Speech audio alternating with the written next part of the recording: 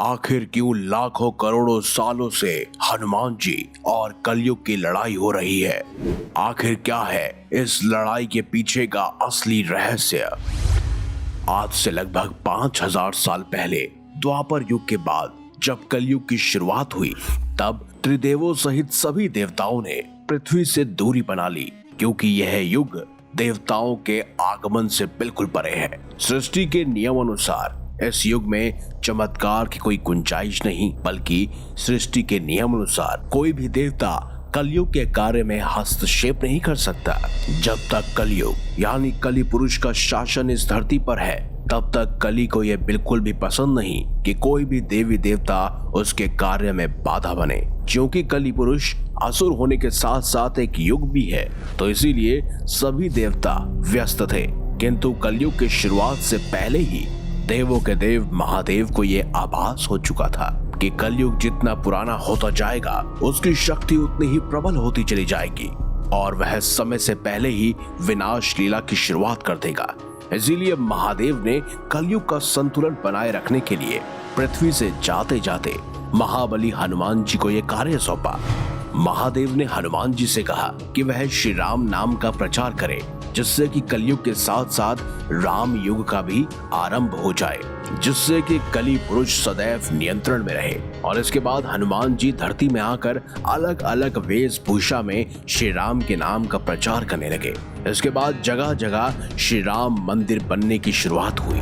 दोस्तों, यह वही समय काल था जब श्री राम के साथ साथ हनुमान जी की भी पूजा आरंभ हो गई। इसके बाद हर जगह श्री राम मंदिर के साथ साथ हनुमान जी के भी मंदिर बनना शुरू हो गए।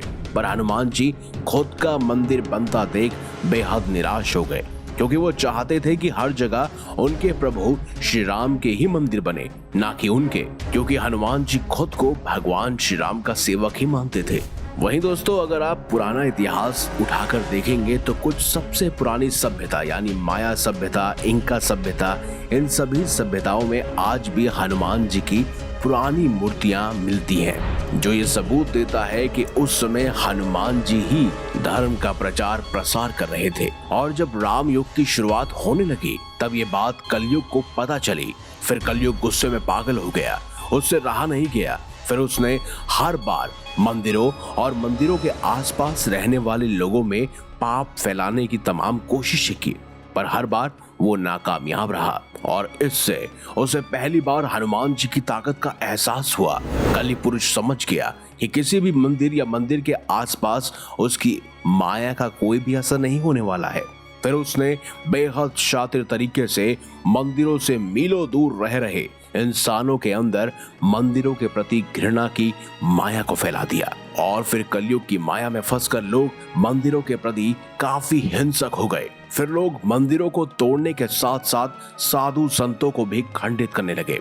इसका भी जीता जागता उदाहरण हमें कई वर्षों पहले ही मिल चुका है। भारत पर हुए मुगलों के आक्रमण से तो आप सब लोग वाकिफ ही होंगे। इसके बाद मुगलों के बाद जब ब्रिटिशों का राज आया, तब भी हमारे कई सारे मंदिरों को तोड़ा गया, और ये सब कली पुरुष की ही चाल थी। इंसान एक दूसरे के दुश्मन बनने लगे। उस वक्त हनुमान जी श्री राम के ध्यान में लीन थे, लेकिन जब उन्हें कलयुग के इस दुस्साहस का आभास हुआ, तो हनुमान जी काफी क्रोधित हो उठे और कली यानी कि कलयुग की तलाश में निकल पड़े। उन्होंने आकाश, पाताल, जंगल, हर जगह कलयुग को ढूंढा। फिर इतने खोज के बाद आखिरकार दोनों आमने सामने आ ही गए। हनुमान जी को सामने देख कलयुग घबरा गया। फिर उसने अपनी शक्तियों से हनुमान जी पर अंधाधुंध प्रहार करना शुरू कर दिया, लेकिन कलयुग की शक्तियों का हनुमान जी पर कोई भी असर नहीं हुआ। और फिर कलयुग ने अपनी माया दिखाई, हनुमान जी पर हावी होने की कोशिश की। कुछ देर तक हनुमान जी कलयुग के इस ताकतवर माया जाल में उलझे रहे, लेकिन कुछ क्षण के बाद कलयुग का यह बिछाया हुआ माया जाल टूट गया। फिर हनुमान जी ने भगवान श्री राम का नाम लेते हुए कलयुग को वहीं पर धूल चटा दी और कली पुरुष को युद्ध में हराया। लेकिन कलयुग को समाप्त नहीं कर पाए, क्योंकि कलयुग सिर्फ एक दैत्य नहीं बल्कि एक युग भी है, जिसे समय से पहले समाप्त नहीं किया जा सकता। फिर कलयुग वहां से गायब होकर कहीं छिप गया और उसी समय से हनुमान जी और कलयुग के बीच ऐसे तमाम युद्ध होते चले आ रहे हैं। गौर से समझा जाए तो वर्ल्ड वॉर 1 जो संपूर्ण देशों को खत्म कर सकता था वो विशालकाय होने से बचा। फिर वर्ल्ड वॉर 2 और अन्य बहुत सी घटनाएं जो इशारा करती हैं कि हम बस कुछ क्षण ही दूर थे इस पृथ्वी को नष्ट करने से। ये सब कलि पुरुष का ही कार्य था जो बार बार हनुमान जी से युद्ध भी लड़ता रहा, लेकिन हर बार हनुमान जी ने कलयुग को शिकस्त दी। इसीलिए बुराई कुछ समय के लिए ही अच्छाई पर हावी जरूर होती है, पर अंत में जीत सच्चाई की ही होती है। और हनुमान जी के इन्हीं प्रयासों से अब तक कलयुग समय से पहले घोर कलयुग लाने में विफल रहा। वरना दोस्तों अब तक तो कलयुग धरती पर विनाश लीला रच चुका होता। यदि आज धरती में कहीं अच्छे कर्म हो रहे हैं, यदि कहीं ईमानदारी है, यदि कहीं सच्चाई है, तो वो सब हनुमान जी की ही देन है। तो इसीलिए सच्ची श्रद्धा के साथ कमेंट बॉक्स में जय श्री राम, जय श्री बजरंगबली अवश्य लिखिएगा।